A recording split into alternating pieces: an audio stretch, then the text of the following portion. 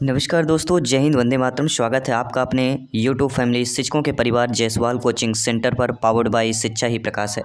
दोस्तों, बात करेंगे पेडागॉजी मोस्ट इंपॉर्टेंट 100 क्वेश्चंस की बात करेंगे। प्रश्न वन लाइनर रहेंगे लेकिन बहुत इंपॉर्टेंट एग्जाम की वजह से। जी हाँ दोस्तों, एग्जाम की वजह से ए टू जेड बहुत ही आपका इंपॉर्टेंट होने वाला है। खासतौर सीटेट जुलाई 2024 की बात करें तो क्या आप सभी लोग तैयार हैं इन महत्वपूर्ण 100 क्वेश्चन को अटेंड करने के लिए? कम समय में ए टू जेड आपकी प्रिपरेशन होगी और ए टू जेड प्रिपरेशन के साथ 10 नंबर आपके पक्के करने वाली वीडियो है। तो चलिए शुरुआत करते हैं, जिसमें से पहला प्रश्न आपके स्क्रीन पर है। दोस्तों, प्रश्न दिया गया है, पर्सनालिटी शब्द की उत्पत्ति किस भाषा से हुई या किस शब्द से हुई है? तो पर्सनालिटी शब्द की उत्पत्ति पर्सोना लैटिन भाषा से हुई है। इसके बाद प्रश्न पूछा जाता है, पर्सोना शब्द का अर्थ क्या होता है? पर्सोना शब्द का अर्थ बाहरी नकाब या वेशभूषा होता है। इसके बाद अगला मोस्ट इंपॉर्टेंट क्वेश्चन है आपका, टीएटी परीक्षण क्या होता है? जी हाँ दोस्तों, टीएटी परीक्षण ये दोस्तों एक व्यक्तित्व मापन की प्रकृति विधि होती है। इसके बाद अगला प्रश्न है, टीएटी में कुल कितने कार्ड होते हैं? तो टीएटी में कुल 31 कार्ड होते हैं। अगला प्रश्न है, मनोज गुणों का वह गया गत्यात्मक संगठन है जो पर्यावरण के प्रति होने वाले इसके पूर्व संयोजन का निर्धारण करता है। ये किसने कहा है? आलपोर्ट ने कहा है। अगला है, आरबी कटेल ने व्यक्तित्व का मापन किस आधार पर किया है? तो शील गुणों के आधार पर किया है। सभी कमेंट कीजिएगा मेरे प्यारे प्यारे भाइयों की, प्यारी प्यारी बहनें, गृहिणी जिनका सपना है इस बार सीटेट एग्जाम को फतेह करना। दोस्तों, मास्टर ग्लैंड किस ग्रंथि को कहा जाता है? तो पीयूष जो ग्रंथि होती है इसको मास्टर ग्लैंड ग्रंथि कहा जाता है। रोसा स्याही धब्बा परीक्षण में प्रयुक्त कार्डों की संख्या कितनी होती है? तो 10 होती है। जी हाँ, जो रोसा स्याही धब्बा परीक्षण होता है इसमें जो प्रयुक्त कार्ड होते हैं इनमें संख्या 10 होती है। किसके अनुसार व्यक्तित्व जन्मजात और अर्जित प्रवृत्तियों का योग होता है? तो वैलेंटाइन। जी हाँ, वैलेंटाइन का कहना है कि व्यक्तित्व जो है जन्मजात और अर्जित प्रवृत्तियों का योग होता है। इसके बाद है, मूल्यों के आधार पर व्यक्तित्व का वर्गीकरण किसने किया? जी हाँ, व्यक्तित्व का वर्गीकरण मूल्यों का आधार करने वाले आपके और कोई नहीं, स्प्रेंगर ने किया है। इसके बाद अगला प्रश्न है, जुंग ने व्यक्तित्व के कितने प्रकार बताए हैं? तो इन्होंने व्यक्तित्व के जो है 3 प्रकार बताए हैं। अगला है, व्यक्तित्व की संरचना विक्रम और किसका सम्मिलित योगदान है? तो ये दोस्तों पर्यावरण का। अगला प्रश्न है, एकांत प्रिय, कल्पनाशीलता, चिंतनशीलता व्यक्ति की किस प्रकार की अभिव्यक्ति व होते हैं? जो व्यक्ति एकांत प्रिय होता है, अकेला रहता है, कल्पनाशील होता है, चिंतन अकेला करता है, किसी व्यक्ति से शेयर नहीं करता, ऐसे अभिव्यक्ति वाले लोगों को ही अंतर्मुखी कहा जाता है और काफ़ी घातक भी होते हैं। किस विचारक की वजह से व्यक्तियों को 3 भागों में बांटा गया? तो थांडाइक के द्वारा। थांडाइक ऐसे विचारक हैं, इन्होंने व्यक्तियों को 3 भागों में बांट डाला। अंतर्मुखी बहिर्मुखी दोनों प्रकार की प्रवृत्तियों में पाए जाने वाला व्यक्तित्व होता है वह होता है उभयमुखी। उभयमुखी वाला व्यक्तित्व ऐसा होता है जिसमें अंतर्मुखी और बहिर्मुखी दोनों प्रकार की प्रवृत्तियां जो है पाई जाती हैं, वह होता है उभयमुखी वाला व्यक्ति। व्यक्तित्व को निर्धारित करने वाले 2 कारक कौन कौन से होते हैं? तो व्यक्तित्व को निर्धारित करने वाले पहला कारक होता है जैविक और दूसरा होता है वातावरण। व्यक्ति के किन गुणों का समग्र रूप कहा जाता है? तो आंतरिक और बाह्य गुणों को ही व्यक्ति के समग्र गुणों का रूप कहा जाता है। दर्शन शास्त्र के अनुसार आत्म गुण का दूसरा नाम क्या होता है? तो दर्शन शास्त्र के अकॉर्डिंग देखा जाए आत्म गुण का नाम ही व्यक्तित्व होता है। व्यक्तित्व किसका गुणनफल होता है? तो व्यक्तित्व जो होता है वंशानुक्रम एवं वातावरण का गुणनफल होता है। अगला है, पिछड़ापन मापने की इकाई क्या होती है? पिछड़ापन मापने की इकाई शैक्षणिक लब्धि होती है। इसके साथ साथ अगला प्रश्न सभी लोग कमेंट करते रहिए, फीडबैक करते रहिएगा, प्रश्न आपको कैसे लगे। किस प्रकार के बालकों की बुद्धि लब्ध 85 होती है? देखिए दोस्तों, जो पिछड़े बालक होते हैं उनकी जो बुद्धि लब्ध होती है वह 85 के आसपास होती है, जो बालक पिछड़े होते हैं, क्योंकि 91 से लेके 109 तक फिर वह समान बुद्धि वाले व्यक्ति कहला जाते हैं। व्यक्तिगत विभिन्नता शब्द का प्रयोग किस मनोवैज्ञानिक ने किया है? तो गाल्टन ने। गाल्टन एक ऐसे मनोवैज्ञानिक है जिन्होंने व्यक्तिगत विभिन्नता शब्द का प्रयोग किया है। व्यक्तिगत विभिन्नता का कारण बताना है। तो व्यक्तिगत विभिन्नता में कुछ वंशानुक्रम कारण होते हैं, कुछ वातावरण भी होता है, जाति, प्रजाति, संस्कृति, राष्ट्र, परिपक्वता, आयु, लिंग, ये सारे रीजन होते हैं व्यक्तिगत विभिन्नताएं। यानी आप और हमारे में जो विभिन्नताएं पाई जाती हैं ये सारे रीजन है, कारण हैं। अगला है NIVH क्या है या इसका पूरा नाम क्या है? तो national institute of visually handicapped, इसको ही NIVH बोला जाता है। NIVH कहाँ स्थित है? तो ये आपके देहरादून में स्थित है। इसके साथ ही NIVH का पूरा नाम हम पढ़ ही चुके हैं, नेशनल इंस्टीट्यूट ऑफ NIOH का, अभी हमने VH का नाम पढ़ा था, लेकिन NIOH का पूरा नाम पढ़ना है, national institute of orthopaedic handicaps. और NIOH ये कहाँ स्थित है? यह कोलकाता में है। इसके बाद आपका आता है कि NIMH का फुल फॉर्म क्या होता है? तो national institute of mental handicapped, और इसका मुख्यालय कहाँ पर है? सिकंदराबाद। कहाँ पर स्थित है? सिकंदराबाद पर है।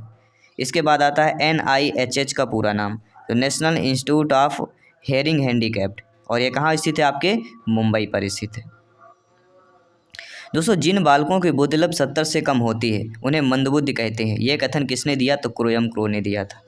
ग्राहम क्रो ने क्या कहा है कि जिन बालकों की बुद्धि 70 से कम होती है उन्हें मंदबुद्धि कहते हैं। ये परिभाषा किसकी है? ग्राहम क्रो की परिभाषा है। स्टेटमेंट भी आपको पता है एग्जाम में पूछे जाते हैं।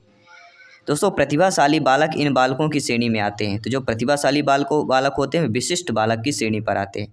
यहाँ आपको क्वेश्चन टू आंसर मिलेगा, ऑप्शंस आपको नहीं मिलेंगे। मानसिक न्यूनता वाले बालकों को क्या कहा जाता है? जो मानसिक न्यूनता वाले होते हैं, तो मानसिक न्यूनता मतलब कम, यानी मंदबुद्धि बालक की बात कर रहे हैं। पिछड़ा बालक वह है जो स्कूल के जीवन के मध्य में अपनी आयु स्तर की कक्षा से एक सीढ़ी नीचे की कक्षा का कार्य करने में असमर्थ हो। यह कथन किसका है? तो यह सीरियल बर्ट का कथन है। सीरियल बर्ट ने पिछड़े बालक की एक परिभाषा बता दी।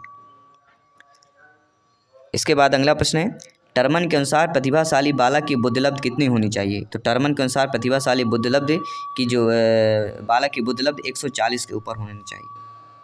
जो प्रतिभाशाली बालक, छात्रों को कैसे विषय देना चाहिए? तो रुचि और योग्यता के अनुसार जो है छात्रों को विषय देना चाहिए। अगला आता है AAMR का पूरा नाम क्या होता है? तो American association of mentally retired. AAMD का अर्थ क्या होता है? American associate mentally deficiency. ये सारे पूछे जाते हैं आपके। आर्मी अल्फा बुद्धि परीक्षण किस प्रकार का परीक्षण होता है? तो आर्मी अल्फा बुद्धि परीक्षण जो होता है शाब्दिक सामूहिक परीक्षण कहलाता है। दोस्तों, बाकर मेहंदी का संबंध किससे है? तो ये सृजनात्मक परीक्षण से। सृजनात्मक परीक्षण का संबंध आपके, अगला प्रश्न देखिएगा, किसने सर्वप्रथम प्रयोगशाला खोलकर बुद्धि परीक्षण के कार्य को वैज्ञानिक आधार दिया? और वह आपके वुंट है। वुंट ने क्या किया? सर्वप्रथम प्रयोगशाला खोला और बुद्धि परीक्षण कार्य को वैज्ञानिक का आधार दिया। विलियम वुंट की बात करें तो वुंट ने प्रयोगात्मक मनोविज्ञान की प्रयोगशाला कब स्थापित की थी? तो 1879 ईस्वी में किया था। सामूहिक बुद्धि परीक्षण किस देश में सर्वप्रथम आरंभ हुआ? तो सामूहिक बुद्धि परीक्षण अमेरिका देश में सर्वप्रथम जो है आरंभ हुआ था। बुद्धि के समूह कारक का सिद्धांत का प्रतिपादन किसके द्वारा किया गया? तो थर्स्टन के द्वारा किया। अगर आपके एग्जाम में पूछा जाता है कि बुद्धि के जो समूह कारक सिद्धांत है इसके प्रतिपादक कौन है, तो जब आपके ऑप्शन पे थर्स्टन ऑप्शन दिया रहे उसको कर लेना। समूह कारक मतलब थर्स्टन। डॉक्टर भाटिया द्वारा क्रियात्मक बुद्धि परीक्षण माला का निर्माण कब किया गया? तो 1955 ईस्वी में किया गया था। इसके साथ ही बाधित बुद्धि परीक्षण में प्रयोज्य की बुद्धि का मापन करने में किसका प्रयोग किया जाता है? तो भाषा या शब्दों का प्रयोग किया जाता है। भारत में सृजनात्मक परीक्षण की रचना किसने की? तो बाकर मेहंदी ने भारत में सृजनात्मक परीक्षण की रचना की। बुद्धि परीक्षण में सबसे अधिक उपयोग किस परीक्षण का होता है? तो बुद्धि परीक्षण में सबसे अधिक शाब्दिक परीक्षण का प्रयोग जो किया जाता है। मनोविज्ञान की प्रथम प्रयोगशाला किसने स्थापित की? तो मनोविज्ञान की प्रथम प्रयोगशाला विलियम वुंट ने जो है प्रतिपादित की या स्थापित किया था। BF स्किनर जो है किस प्रकार के मनोवैज्ञानिक थे? तो BF स्किनर एक प्रकार के व्यवहारवादी मनोवैज्ञानिक थे। और व्यवहारवाद के जनक कौन कहलाते हैं? तो वाटसन। व्यवहारवाद के अगर जनक पूछा जाता है तो आपके वाटसन कहलाते हैं। अगला, शिक्षण एवं अधिगम में अंतर होता है। तो शिक्षण और अधिगम में किसका अंतर होता है? तो शिक्षण में शिक्षक को अधिक क्रियाशील होना पड़ता है, जबकि अधिगम में छात्र को क्रियाशील होना पड़ता है। ये दोनों में अंतर है। शिक्षण में क्या होता है, इसमें क्या होता है, शिक्षक को अधिक क्रियाशील होना पड़ेगा और अधिगम में छात्र को अधिक क्रियाशील होना पड़ेगा। प्रेरणा संबंधी चालक सिद्धांत के प्रतिपादक कौन है? तो प्रेरणा संबंधी चालक सिद्धांत के प्रतिपादक कार्ल लियोनार्ड हल हैं। नोट कर लीजिएगा, एग्जाम के पहले सारे इंपॉर्टेंट क्वेश्चन है, रिपीट करके जाइएगा। अभिप्रेरणा का मनोविश्लेषण सिद्धांत किसने दिया? तो सिगमंड फ्रायड ने दिया था। फ्रायड ने कितनी मूल प्रवृत्तियां बताई हैं? तो फ्रायड ने 2, एक जीवन मूल प्रवृत्ति, एक है मृत्यु मूल प्रवृत्ति। और मैकडूगल के 14 मूल प्रवृत्तियां तो आप सभी लोग जानते ही होंगे। अभिप्रेरणा का मांग सिद्धांत अर्थात न्यूड थ्योरी किसने दिया? तो अब्राहम मास्लो ने दिया था। इसके बाद इंपॉर्टेंट क्वेश्चन है, अभिप्रेरणा की मूल प्रवृत्तियों का सिद्धांत किसने दिया? मैकडूगल ने दिया, जो हमने अभी आपको बताया।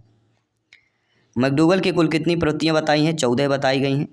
और स्किनर ने पुनर्बलन के कितने प्रकार बताए हैं? तो 2 प्रकार बताए हैं। इसके साथ ही व्यवहार में उत्तरोत्तर अनुकूलन की प्रक्रिया ही अधिगम है, किसने कहा है? स्किनर ने कहा है। स्किनर की परिभाषा क्या है कि व्यवहार में उत्तरोत्तर अनुकूलन की प्रक्रिया को ही अधिगम कहा जाता है। पावलोव के प्रयोगों में कौन सा अस्वाभाविक उत्तेजक जोड़ दिया गया? तो ईपी पावलोव सभी लोग जानते हैं किस पर प्रयोग किया? भूखी बिल्ली पर प्रयोग किया गया था, ये कुत्ते पर किया गया था। सभी तो पावलोव ने किस पर प्रयोग किया? पावलोव ने कुत्ते पर प्रयोग किया था। थार्नडाइक ने बिल्ली पर प्रयोग किया था, तो इनको भी आपको भूलना नहीं है। तो उत्तेजक जोड़ दिया गया वह है घंटी। इसके साथ ही प्रयत्न और भूल के सिद्धांत को दर्शाने के लिए थार्नडाइक ने किस पर प्रयोग किया था? तो बिल्ली पर प्रयोग किया था। थार्नडाइक ने अधिगम के कितने मुख्य व गौण नियम बताएं? तो थार्नडाइक ने मुख्य नियम 3 और गौण नियम 5 बताएं। अभ्यास का नियम, तत्परता का नियम, प्रभाव का नियम, ये थार्नडाइक के मुख्य नियम है। क्रिया को उत्तेजित करना, नियमित करना तथा जारी रखने की प्रक्रिया को ही अभिप्रेरण कहते हैं। यह कथन किसका है? गुड का कथन है। स्टेटमेंट आते हैं एग्जाम में, ध्यान रखिएगा, सारे इंपॉर्टेंट है। क्रिया को उत्तेजित करना, उसको नियमित बनाए रखना और जारी रखना को ही अभिप्रेरण कहा जाता है। यह कथन गुड का कथन है। दोस्तों, व्यक्ति का व्यवहार उसकी मूल प्रवृत्तियों से संचालित होता है। यह कथन किसका है? मैकडूगल का कथन है। मैकडूगल ने क्या है, जो व्यक्ति की व्यवहार होती है उसकी मूल प्रवृत्तियों से ही जो है संचालित होती है। किसने कहा? मैकडूगल ने कहा है। संज्ञानात्मक छेद का सिद्धांत किसने दिया? तो कर्ट लेविन ने दिया। अभिप्रेरणा का स्वास्थ्य सिद्धांत किसने दिया? एच वर्ग ने दिया। इसके साथ साथ आपका प्रश्न पूछा जाता है कि निंदा, पुरस्कार आदि अभिप्रेरणा की कैसे साधन है? तो ये बाह्य साधन कहलाते हैं। निंदा, पुरस्कार ये अभिप्रेरण के बाह्य पुरस्कार या बाह्य साधन कहलाते हैं। क्रिया प्रसूत अनुबंधन सिद्धांत का प्रतिपादन किसके द्वारा किया गया है? तो क्रिया प्रसूत अनुबंधन सिद्धांत का प्रतिपादन वी.एफ. स्किनर द्वारा किया गया है। जी हाँ, नोट कर लीजिए। आवश्यकता, चालक व प्रोत्साहन का योग क्या कहलाता है? इसी को ही प्रेरक कहा जाता है। आवश्यकता, चालक और प्रोत्साहन, इन तीनों को योग को ही प्रेरक कहते हैं। अधिगम के अनुकूलन अनुक्रिया सिद्धांत के प्रतिपादक कौन है? तो वह आपके ईपी पावलोव हैं, सभी लोग जानते हैं। सारे मनोवैज्ञानिक सिद्धांतों का निचोड़ आने वाला है। सारे मनोवैज्ञानिकों को A to Z रिपोर्ट आने वाला है, A to Z क्वेश्चन आने वाले हैं। वो वही क्वेश्चन आएंगे जो एग्जाम में पूछे गए हैं, रिपीट हुए हैं, संभावित प्रश्न। दोस्तों, कॉल्सनिक ने बालक के विकास की कितनी अवस्थाएं बताई? तो कॉल्सनिक ने बालक के विकास की 8 अवस्थाएं बताई। नोट कर लीजिएगा। माता पिता ने संतान को हस्तांतरित होने वाले गुणों को क्या कहा है? तो वंशानुक्रम कहा है। और किशोरावस्था जीवन का सबसे कठिन काल है, किसने कहा है? किलपैट्रिक ने कहा है। इसके साथ साथ दोस्तों, किशोरावस्था बड़े संघर्ष, तूफान एवं विरोध की अवस्था है, कथन किसका है? स्टेनले हाल का है। कई बार टीटी एग्जाम में पूछा गया, या कह सकते हैं सभी टीटी एग्जाम में प्रश्न पूछा जाता है और रिपीट भी होता है। कल्पना सृष्टि का नामक स्वयं शिशु होता है, किसने कहा है? फ्रायड ने कहा है। इसके साथ ही शैशवावस्था को सीखने का आदर्श काल किसने कहा है? तो वैलेंटाइन ने कहा है। जी हाँ, जो शैशवावस्था होती है इसमें सीखने का आदर्श काल किसने कहा है? वैलेंटाइन ने कहा है। इसके साथ व्यक्ति का मानसिक विकास 15 से 20 वर्ष की अवस्था में अपनी उच्चतम सीमा पर पहुंचता है, किसने कहा है? वुडवर्थ ने कहा है। सीखने के गेस्टाल्ट सिद्धांत को और किस नाम से जाना जाता है? तो आपके अंतर्दृष्टि अधिगम का सिद्धांत हो गया। इसके साथ सूझ का सिद्धांत, यह है गेस्टाल्ट का सिद्धांत, जो अन्य नामों से जाना जाता है। सूजी के सिद्धांत के प्रतिपादक कौन है? 4 जर्मन मनोवैज्ञानिक है, मैक्स वर्दीमर, कोहलर, कोफा और लेविन। नोट करते जाइएगा, एक एक प्रश्न को रिपोर्ट नोट करते जाइएगा, एक एक क्वेश्चन को अपने माइंड की मेमोरी पे सेव करते जाइएगा। दोस्तों, समान रूप से मानव विकास को कितनी अवस्थाओं में बांटा गया? तो समान रूप से मानव विकास को 5 अवस्थाओं में बांटा गया है। बाल्यावस्था को मिथ्या परिपक्वता का काल किसने कहा है? रास ने कहा, क्योंकि इनका जो है रास नहीं आता है। हेरिडिटरी जीनियस नामक पुस्तक किसके द्वारा लिखी गई? तो फ्रांसीसी गाल्टन द्वारा लिखी गई है, पुस्तक है हेरिडिटरी जीनियस। इसके साथ ही अपेक्षित अधिगम स्तर की संकल्पना किस राष्ट्रीय शिक्षा नीति ने की है? वह राष्ट्रीय शिक्षा नीति 1986 है। और सबसे इम्पोर्टेंट प्रश्न है दोस्तों कि बुनियादी शिक्षा के जनक कौन हैं? और वह आपके महात्मा गांधी। जी हाँ, मोहनदास करमचंद गांधी जी।